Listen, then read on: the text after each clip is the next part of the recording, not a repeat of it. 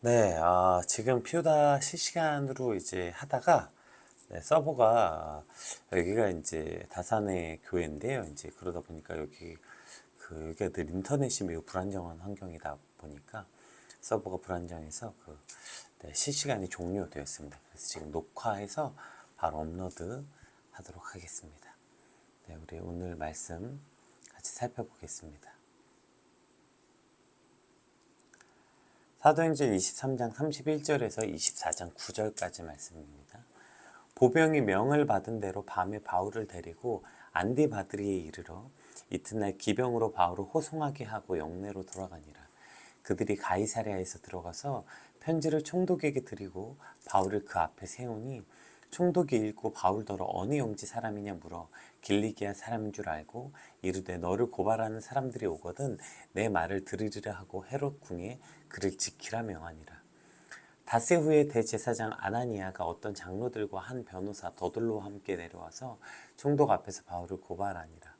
바울이 부름에 더둘로가 고발하여 이르되 벨릭스 각하여 우리가 당신을 힘입어 태평을 누리고 또 이 민족이 당신의 선견으로 말미암아 여러 가지로 개선된 것을 우리가 어느 모양으로나 어느 곳에서나 크게 감사하나이다. 당신을 더 괴롭게 아니하려 하여 우리가 대강 여짜옵나니 관용하여 들으시기를 원하나이다. 우리가 본 이 사람은 전염병 같은 자라 전하에 흩어진 유대인을 다 소유하게 하는 자요 나사렛 이단의 우두머리라. 그가 또 성전을 더럽게 하려 함으로 우리가 잡았사오니 당신이 친히 그를 신문하시면 우리가 고발하는 이 모든 일을 아실 수 있나이다 하니 유대인들도 이에 참가하여 이 말이 옳다 주장하니라. 아멘. 오늘 본문의 시작은 바울이 이제 로마로 가는 길에 관한 기록이죠. 그래서 이제 그 우여곡절 사내들인 공의에서부터 바울이 이제 어떻게 로마에까지 이르게 되는지에 대한 그 결론. 그래서 오늘 드디어 이제 로마에 이르게 됩니다. 우리 31절에서 33절까지 말씀 한번 같이 살펴보겠습니다. 보병이 명을 받은 대로 밤에 바울을 데리고 안디바드리에 이르러 이튿날 기병으로 바울을 호송하게 하고 영내로 돌아가니라. 그들이 가이사랴에 들어가서 편지를 총독에게 드리고 바울을 그 앞에 세우니. 그러니까 이 안디바드리는 그 예루살렘 북서쪽에 이어지는 그 구름 끝에 있는 그 라세라인이라는 지역으로 추정되는 곳인데요.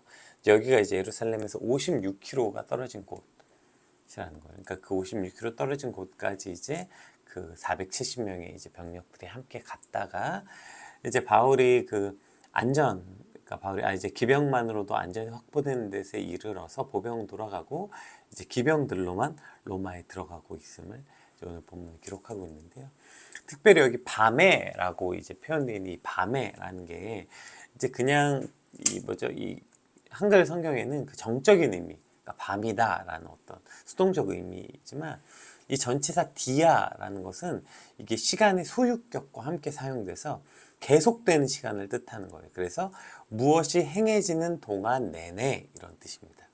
동적인 의미를 가지고 있죠. 그래서 이제 이 본문의 뉘앙스를 적합하게 직역하자면 밤새도록 되는 거죠. 그러니까 보병이 명을 받은 대로 밤새도록 바울을 데리고 안디바드리에 이르렀다. 이런 표현이 조금 더 이 뉘앙스를 잘 살릴 수 있는 표현 같아요. 그러니까 공식적으로 지금 바울은 피의자 신분이잖아요.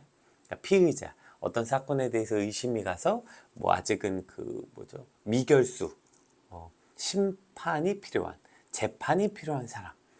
그러니까 지금 피해자의 신분으로 로마에 호송되고 있는 거죠. 그러니까 공식적으로는 마치 그 죄인처럼 끌려가는 것처럼 보일 수도 있어요.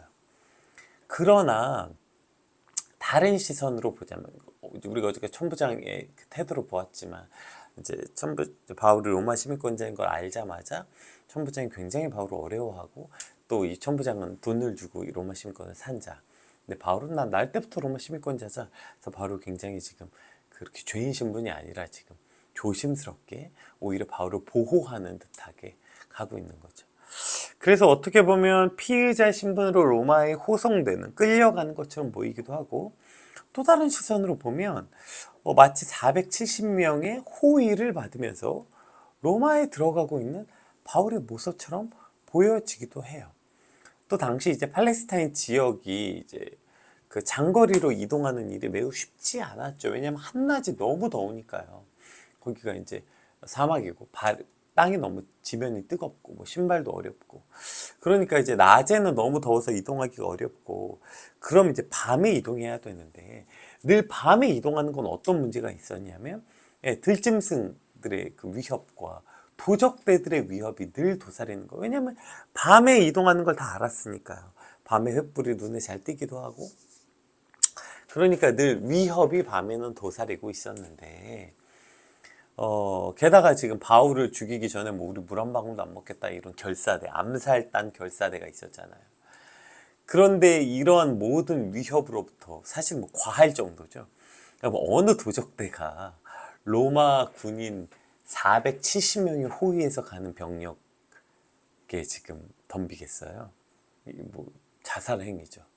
그러니까 지금 오히려 너무 과할 정도의 어떤 병력과 호의를 가지고 바울이 로마에 들어오게 된 것을 기록하고 있어요.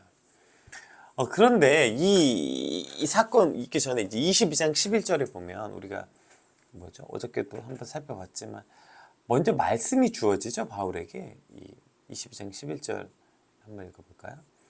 먼저 주께서 이렇게 말씀하십니다. 그날 밤에 주께서 바울 곁에 서서 이르시되 담대하라. 내가 예루살렘에서 나의 일을 증언한 것 같이 로마에서도 증언하여야 하리라 하시니라. 그러니까 먼저 바울에게 이 말씀을 주시는 거예요. 넌 담대해라. 내가 이제 로마로 가서 내 일을 증언하게 될 것이다. 그러니까 이 말씀을 먼저 받았어요. 그런데 이 말씀을 받았는데 이 말씀에 그러면 좀 더 친절하고 구체적으로 네가 이제 로마에 갈 거거든. 그래서 어떻게 가야 되냐면 아마 이러한 사건을 해서 이렇게 갈 거야. 그러나 걱정하지 마. 이것이 오히려 너를 가장 안전하게 로마로 데려다 줄 거야. 이렇게 친절하게 설명되어 있지 않아요. 그냥 나의 증언한 것처럼 너 로마에 가서 증언하게 될 거야. 이 하나님의 말씀 한 절만 주어집니다. 그리고 바로 일어난 일이 뭐예요? 바울을 죽이기 전까지는 우리가 바울과 한 하늘 아래서는 살지 않겠다는 결연한 각오를 가진 그 순수한 악의로 똘똘 뭉친 이 암살단이 조직되잖아요. 아니 나 로마에 가서 하나님 말씀 전하라면서요. 그럼 이제 로마로 보내줘야지 어떡해. 예? 나를 죽이기 전까지 물 한 방울 안 먹겠다는 이러한 진짜 악의를 가진 30명이나 등장하냐고요. 여러분 이건 인생에 너무나 큰 위협이고 고통 아닙니까? 여러분 누가 여러분 한 사람을 죽이기 위해 내가 너랑 하늘 아래 살겠어? 살지 않기로 나 결정해서 내가 널 죽이기 위해서 나는 물 한 방울 먹지도 않을 거야. 이제부터 널 죽이기 위해서. 이런 사람 한 사람만 등장해도 아마 우리는 정말 스트레스를 미쳐버릴 거예요. 우리가 스토킹 뭐 이런 거랑 비슷하잖아요. 그런데 이런 악의를 가진 30명이 있어. 30명이. 이것이 얼마나 바울에게 큰 불행, 고통, 이겠냐고요. 아니 저 로마로 보내준다면서요. 그러면 어떻게 로마로 보내주실지 뭐 지금 이런 게 아니라 어떻게 로마로 보내주겠다고 해놓고서 이렇게 날 죽이겠다는 사람 30명이나 등장하게 되냐고요. 그러나 여러분 결론은 어떻게 됐습니까? 그 암살단 때문에 이 암살단 때문에 바울은 지금 가장 어느 때보다 안전하게 로마까지 가는 거예요. 우리가 바울이 자신이 그동안 겪었던 수많은 이야기, 내가 배를 타고 가다 배가 파손돼 죽을 뻔하고 맨날 도적대의 위험과 들짐승의 위험 속에서 이동했다고 바울이 자신의 삶을 뒤돌아보잖아요. 그런데 로마까지 가는 이 길을 오히려 누구보다 가장 안전하게 하나님이 인도하고 있다는 것이죠. 히브리서 11장에 보면 오늘 마치 바울에게 말씀이 주어지고 그 앞길이 전혀 보이지 않고 구체적으로 설명되어 있지 않지만 바울이 나아갔던 이 비슷한 일이 이제 사실 그 이전에 있죠. 우리 히브리서 10장 말씀은 볼까요? 믿음으로 아브라함은 부르심을 받았을 때 순종하여 장래 유업으로 받은 땅에 나아갈새 갈 바를 알지 못하고 나아갔으며. 우리가 히브리서 11장은 믿음장이라고 말하죠. 거기서 이제 꼭 빠짐없이 나오는 것이 저거예요. 갈 바를 알지 못하고 나아갔던 아브라함의 모습이죠. 그러니까 앞이 보이지 않아요. 어디로 가는지 알 수 없어요. 구체적으로 친절하게 설명되어 있지 않아요. 아브라함에게도 자 이제 뭐죠? 네가 이제 고향 친척과 아비 집을 떠나서 네가 보여줄 땅으로 가라. 그리고 내가 너를 큰 민족을 이루겠다. 복을 주어 네 이름을 창답케 하리라. 뭐 이 정도예요. 네가 어떻게 가야 되고 어디로 가야 되고 거기서는 어떤 일이 일어날 거고 이런 거 전혀 기록되어 있지 않습니다. 우리가 그 믿음의 길을 걷는다는 거. 이 당시 여러분 그 그리스도인들을 이렇게 불렀다고 해요. 예수의 도를 따르는 자들이라고 불렀다고 해요. 지금 우리가 그리스도인, 뭐 크리스천이라고 부르죠. 왜냐하면 예수님이 이렇게 말씀하셨거든요. 누구든지 나를 따르려거든 자기를 부인하고 자기 십자가를 지고 따라라. 그러니까 누구든지 나를 따르려거든. 예수님을 따르는 길에 관한 이야기를 하셨기 때문이죠. 그래서 우리가 지금도 예수 믿는 사람들의 삶의 방식들을 제자도라고 부르잖아요.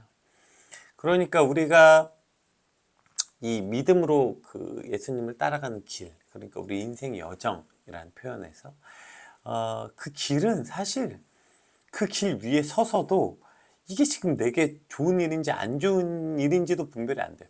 일단 그 길이 앞이 잘 보이지 않아요. 구체적으로 설명되어 있지 않고 그 길이 구체적 이정표가 있지 않아요. 그래서 이 앞길이 이게 어떤 길인지 잘 보이지도 않고 코앞밖에 안 보이는 데다가 그래서 그 길 위에 섰어. 근데 심지어 그 길이 지금 좋은 길인지 안 좋은 길인지도 우리는 분별이 안 된다고. 오늘 바울처럼 이것이 불행한 일이라고 여겼는데 그것이 나를 보호하고 사랑하시는 하나님의 손길임을 깨닫게 되기도 하고요. 또 내게 너무 좋은 일이라고 생각했던 그것이 어떤 것보다 나를 불행하게 만드는 하나님과 멀어지게 하는 사단의 길임을 깨닫게도 되는 거 아닙니까? 오늘 바울 보세요. 지금 아니 나 로마로 보내준다면서 이런 어떻게 나를 죽이겠다고 아기로 똘똘 뭉친 30명이나 등장하냐고요. 이거 불행 아닙니까? 그러나 이 사건 때문에 바울은 가장 안전하게 로마로 가는 거예요. 그리고 가서도 마찬가지죠. 가서 이제 재판 이제 뒤에 나오는데 재판 장면이 나와요. 근데 재판 끝나고 오케이 무혐의가 아니에요. 그냥 미결수로 남겨둡니다. 그래서 가택연금 상태. 로마에서 그러니까 아니 로마에 가서 복음 전하라면서요. 그러면 깔끔하게 오케이 여기까지 나 안전하게 지켜준 것까지 하나님의 섭리 이제 깨달았어. 아니 그럼 가서는 좀 풀어줘야지. 자유롭게 자유를 줘야지. 이게 뭐예요 지금. 자유인도 아니고 뭐 죄인도 아니고 중간에 애매하게 사람이 이게 제일 미치는 거 아니에요. 빨리 끝났으면 좋겠는데 이 문제가. 재판에 힘든 거 그거 아니에요. 오래 걸리는 거. 아니 근데 이거 뭐 죄인도 아니고 그 아닌 것도 아닌 상태로 바울이 이제 로마에서 가택연금 상태로 있잖아요. 여러분 나중에 이거 알게 되죠. 사실 그것 역시도 로마에서 하나님이 바울을 보호하셨던 길 아닙니까? 이 로마에서까지 지금 바울 죽이기 위해서 다 따라왔잖아요, 지금. 심지어 이 당대 최고의 변호사 더둘로까지 지금 동행해서 로마에서도 바울 죽이겠다고 다 따라왔다고요, 저 사람들이. 그 30명 안 따라왔겠냐고요. 하나님 그 로마에서 그 안전 가옥에서 바울을 또 자유롭게 사람들이 만나러 들어오고 나가고 그곳에서 로마에서 충분히 바울이 복음을 전할 수 있는 그런 길로 하나님께서는 만드셨고 오히려 그 사건 때문에 바울을 안전하게 지키신 사건이 되었다고요. 그러니까 지금 이 모든 사건이 바울에게는 불행이고 자유가 없어진 것처럼 보이나 그러나 마치 그 길에 하나님 인큐베이터처럼 바울을 보호하시고 복음을 배양하는 기간인 경우들을 보게 되죠. 우리도 인생을 살다 보면 그런 순간을 많이 보게 돼요.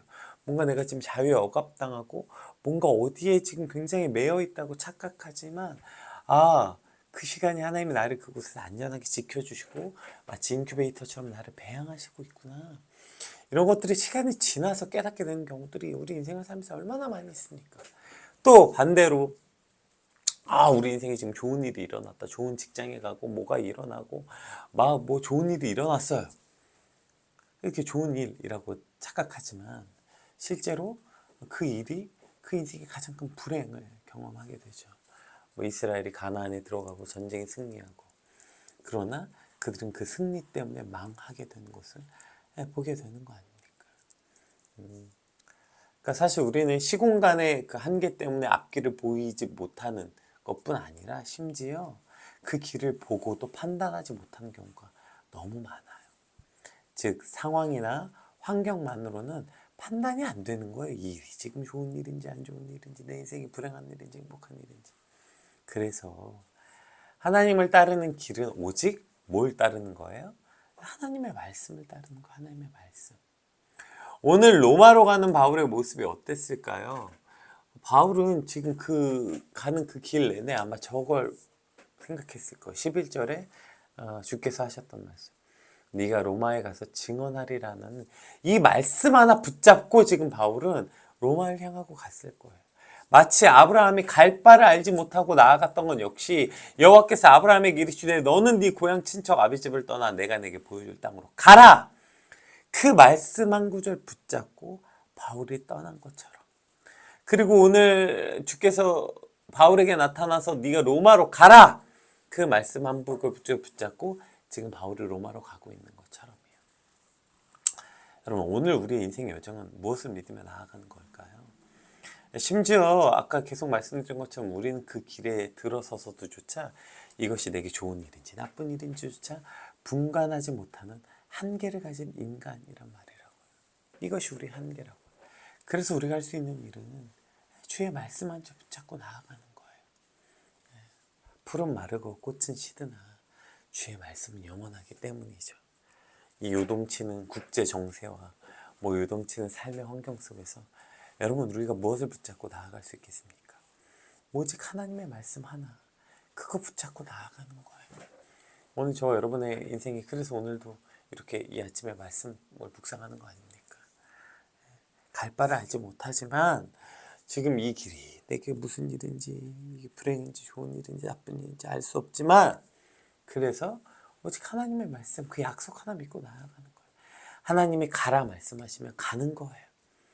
그 길이 때로 험하고 보이지 않는 것처럼 때로 그 길이 매우 흐려 보이고 길이 끊어진 것처럼 보이지라도 그러나 주의 말씀이 가라 말씀하시면 가는 거고요.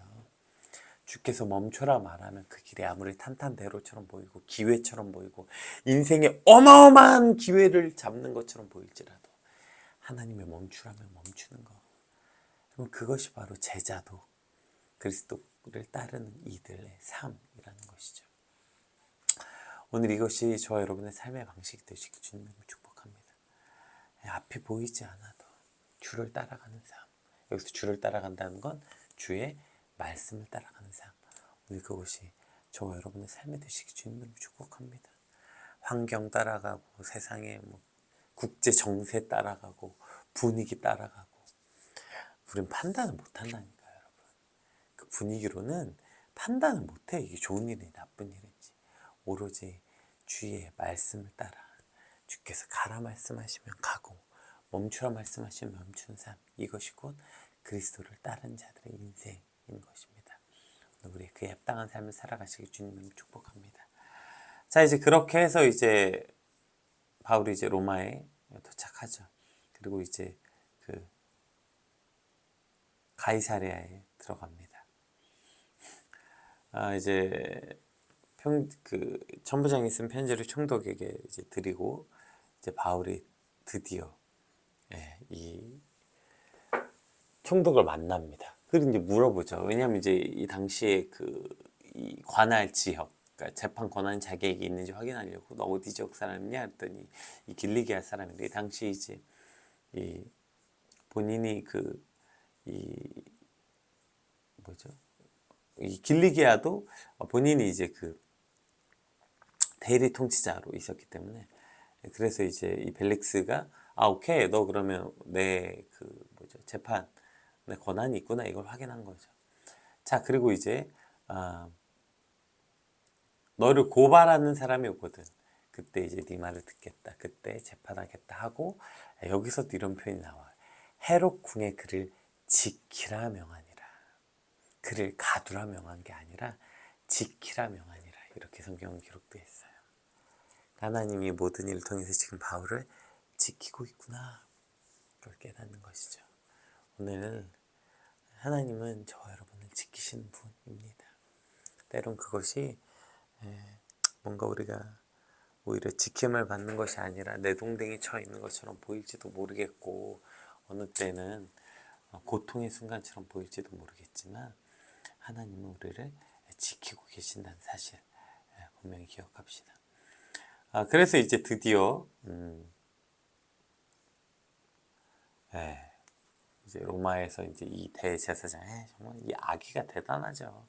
뭐 여기까지 쫓아옵니까? 이 긴 길을. 근데 그냥 쫓아온 것도 아니에요. 이 대제사장 아나니아가 장로들과 누굴 데려왔어요? 한 변호사 더둘로라는 사람을 데려왔어요. 더둘로. 그래서 이제 총동 앞에서 바울을 이제 고발하는 장면이 나옵니다. 이 더둘로에 관해서는 뭐 여러 말이 많은데, 이제 그가 이제 그 더둘로라는 이름 헬라 이름인 것으로 보아서 이제 이 더둘로라는 사람이 아마 헬락의 유대인이었을 거다 이렇게 많이 추정해요. 그래서 왜냐하면 이제 그래야 이 벨릭스가 이 로마 재판에 대해서 잘 알아야 되니까. 그러니까 우리가 만약에 미국에서 재판을 받는다고 생각하면 미국계 한국인 변호사를 선임하는 거죠. 그래야 미국의 재판 상황도 잘 알고 이럴 거니까. 그렇게 해서 이제 데려왔고, 또 다른 기록에 보면 이 당시에 이 더둘로라는 사람이 당대 최고의 변호사였다는 또 문헌도 있다고 해요. 어쨌든 이렇게 뛰어난 능력을 가진 변호사, 그리고 이제 뒤에 이제 그가 하는 일을 보면 굉장히 능력 있는 변호사인 것을 보게 됩니다. 그 더둘로를 데리고 이제 재판에 임하게 됩니다. 그런데 제가 아까 오늘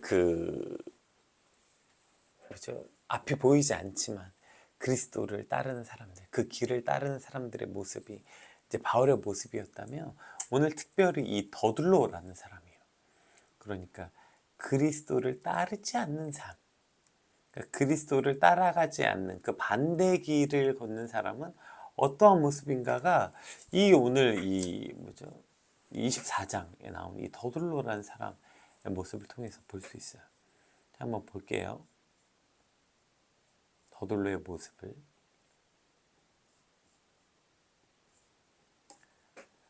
바울을 부르며 더둘로가 고발하는 거예요. 뭐라고 고발하냐면, 벨릭스 각하여, 우리가 당신을 힘입어 태평을 누리고 또 이 민족이 당신의 선견으로 말미암아 여러 가지 개선된 것을 우리가 어느 모양으로나 어느 곳에서나 크게 감사하나이다. 아니, 고발한다면서 지금 이런 말을 왜 합니까? 벨릭스 각하여, 우리가 당신의 힘입어 태평을 누리고. 그러니까 지금 이 더둘로라는 사람이 사실 굉장히 능력 있다는 것이, 그러니까 벨릭스의 환심을 사기 위해서, 이거 우리가 흔히 뭐라 그러죠? 아부라고 하죠. 아첨. 그래서 이게 첫 번째 아첨이에요. 그러니까 이 태평, 모든 사람들이 평안을 얻다 이런 거거든요. 근데 이 벨릭스는 아주 유명한 사람이었어요. 그래서 당시에 유대에도 굉장히 많은 소요가 있었죠. 특별히 이제 이 벨릭스가 반란행위를 제압하는 중에서 굉장히 많은 유대인들을 죽였다는 기록이 있어요.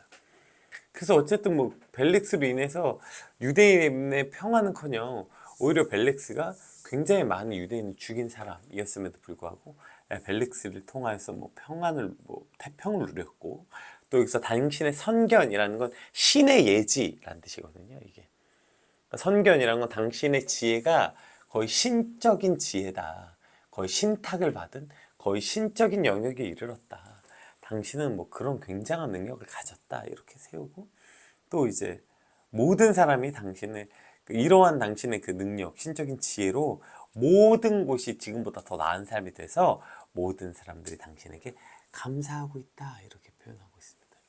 누가 벨릭스에게 감사합니까? 지금 벨릭스 같이 이 포아카, 벨릭스가 또 종 출신이라고 해요. 그래서 노예 출신. 그러니까 이 노예 출신 사람이 여기까지 올라가려면 진짜 얼마나 수많은 우여곡절을 겪었겠어요. 그래서 굉장히 잔인하고 성정이 그런 사람으로 유명한데, 근데 무슨 이 벨릭스가 모든 사람이 벨릭스에게 감사했겠어요. 그러니까 결국에는 이 더둘로의 모든 관심은 어디 있냐면 이 벨릭스 손에서 뭔가를 얻기 위해서 벨릭스 앞에서 그의 비유를 마치고 벨릭스에게 이렇게 아부하고 아첨하는 모습을 기록하고 있는 것이죠. 그 뒤에 이제 고발하는 모습도 보세요. 어떻게든 벨릭스의 조금이라도 그 거스르지 않기 위해서 우리가 당신을 더 괴롭게 아니하려 우리가 대강이었자옵나니 관용하여 들으시길 원하나이다 이렇게 말해놓고 이 사람은 전염병 같은 자래요. 전염병. 그러니까 사도 바울이 갖고 있는 그 어떤 그 능력, 사도 바울이 갖고 있었던 뭐 어떻게 보면 좋게 평가한 거죠. 전염병 같은 영향력이 있었다. 이런 표현을 하고 있는 것입니다. 사실 뭐 이런 능력이 없는 게 문제죠. 오히려 거꾸로 지금 그리스도인들에게는 이런 아무런 능력이 없는 게 문제겠죠. 그래서 이제 고발한 내용을 보세요. 첫 번째는 뭐냐면 이 당시에 생각해보세요. 로마 입장에서는 자신들이 그 통치하는 피지배 식민 국가 이렇게 가장 예민한 게 뭐겠어요? 당연히 그 뭐죠? 반역이죠, 반란. 근데 지금 뭐라고 표현해요? 천하에 흩어진 유대인들을 다 소유에게서 나사렛 이단의 우두머리라. 이렇게.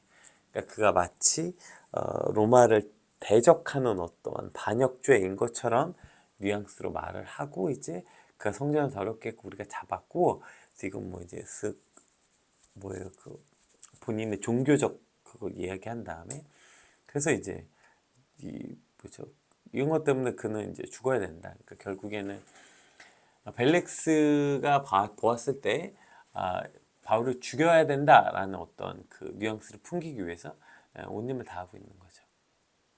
그래서 그들은 유대인들을 소유하게 하고 나사렛 이단의 우두머리다. 이 우두머리라는 표현이 아주 위험하니까요. 그러니까 마치 반란군의 우두머리 같이 지금 말하고 있는 거죠.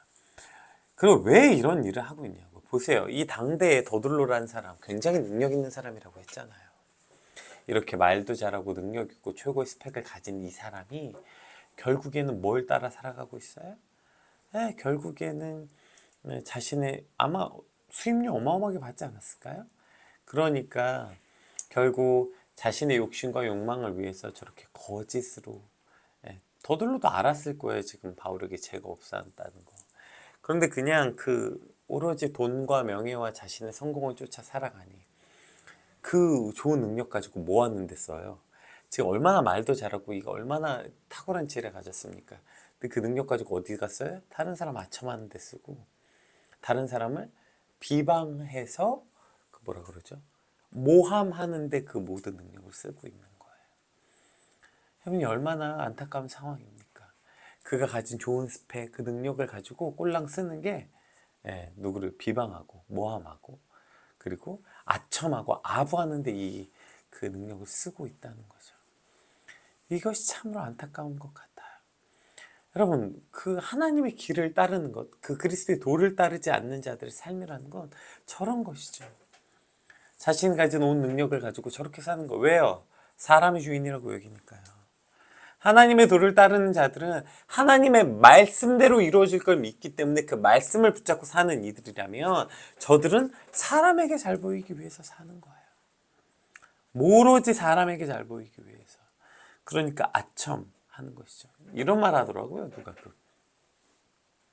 칭찬과 아부의 차이. 칭찬은 상대방을 위해서 하는 거고요. 아부는 나를 위해서 하는 거예요. 나를 위해서. 내 목표와 목적을 이루기 위해서. 정말 순수한 의도를 가지고 상대방을 높이는 건 칭찬. 그런데 내 무언가를 이루기 위한 내 목적을 위한 수단으로 사용하면 그것이 이제 아부가 된다는 거죠. 오늘 우리는 이 하나님 주신 이 어떠한 능력들을 어떻게 사용하고 있는 걸까요? 우리가 정말 그리스도의 도를 따른다고 말한다면 그러면 그 모든 능력을 가지고 저 복음을 전하고 하나님을 위해 사용해야 되겠죠. 그런데 꼴랑 우리에게 주신 그 모든 능력을 가지고 다른 사람을 비방하고 혹은 뭐죠? 저렇게 모함하고 아부하는 데나 쓰려고 여러분 하나님께서 우리에게 이와 같은 귀한 능력을 주셨겠습니까? 오늘 그 제자도 나를 따르고 예수 그리스도의 복음을 전하고 우리에게 이러한 것들 주시려고 수많은 능력과 달란트와 재능을 주셨는데, 이것이 우리가 그 길에서 벗어나서, 즉 우리의 모든 삶을 인도하시는 분 하나님이시라는 걸 믿고 그 말씀을 붙잡고 하루하루 한 걸음 한 걸음 걷지 않게 될 때 우리도 저 더들로 같이 되는 거죠.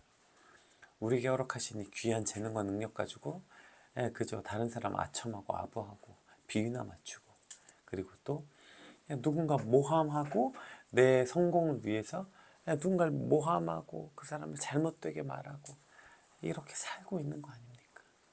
오늘 우리 삶의 방식은 어떤지 말씀을 통해서 깨닫고 한번 돌아보게 되는 저 여러분의 삶이 되시기 주님을 축복합니다. 하나님의 말씀을 따른다는 것은 그 길이 때론 보이지 않더라도 그러나 주의 말씀을 의지해서 나아가는 건 그것이 곧 믿음이요.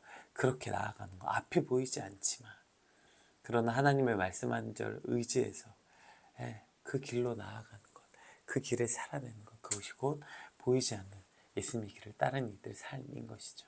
그러나 보이지 않기 때문에 불안하니까 보이는 것을 쫓아 살아가는 이들의 삶은 더들로와 같은 삶의 방식일 수밖에 없는 거예요. 그러니까 그 자기가 가진 능력 가지고 어떻게든 조금이라도 더 활용해서 내가 더 잘 먹고 잘 살기 위해서 다른 사람 모함하고 혹은 깎아내리고, 그리고 누군가에게 아부하고 아첨하고 이렇게 사람들에게 고정된 삶의 방식을 가질 수밖에 없는 것입니다. 오늘 저 여러분의 삶이 사람이 아니라 오직 하나님을 바라보고 하나님을 영화롭게 함으로 그 말씀 한 절 붙잡고 살아가게 되는 저 여러분의 삶이 되시기 주님을 축복합니다. 우리 같이 받은 말씀 놓고 함께 기도하겠습니다. 오직 주의 말씀 붙잡고 보이지 않아도 그 앞길이 보이지 않을지라도, 그게 좋은 일인지 나쁜 일인지 판단도 되지 않을지라도, 그래서 오직 주의 말씀만 필요합니다. 그 말씀 한 절 붙잡고 오늘 살게 해달라고 우리 받은 말씀 놓고 함께 기도하겠습니다. 기도합시다.